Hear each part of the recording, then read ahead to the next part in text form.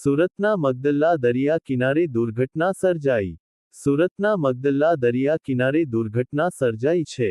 કોલસો ભરીને જેટી તરફ આવી રહેલી એક બોટે જળસમાધિ લીધી હતી. દરિયામાં બોટ પલટી જવાના વીડિયો સોશિયલ મીડિયામાં વાયરલ થયો છે.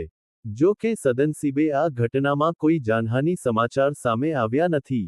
આ અંગે પ્રાપ્ત વિગતો મુજબ, વિદેશથી આવેલા મોટા વેસેલ જહાજમાંથી કોલસો ભરીને જેટી તરફ આવી રહેલી એક નાની બોટ અચાનક મધદરિયે પલટી ગઈ હતી. બોટમાં અંદાજિત 5-6 લોકો સવાર હતા અને બોટ દરિયામાં પલટી જતા ત્યાંથી પસાર થતી અન્ય બોટની મદદથી દરિયામાં પડેલા શ્રમિકોનું રેસ્ક્યુ કરવામાં આવ્યું હતું.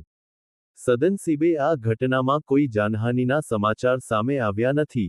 બોટ પલટી જવાનું કારણ હાલ સામે આવ્યું નથી. બોટમાં લાદવામાં આવેલો કિંમતી કોલસો અને અન્ય સામાન દરિયાના ઊંડા પાણીમાં ગરકાવ થઈ ગયો હતો.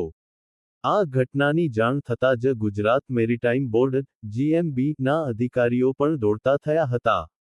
મેરીટાઈમ અધિકારીઓને જાણ કરવામાં આવતા પલટી ગયેલી બોટને રેસ્ક્યુ કરવાની અને દરિયા કિનારે લાવવાની તજવીજ શરૂ કરી હતી. રિપોર્ટર કોમલ હરસોરા, અમદાવાદ. દસ્તક 24 ન્યૂઝ.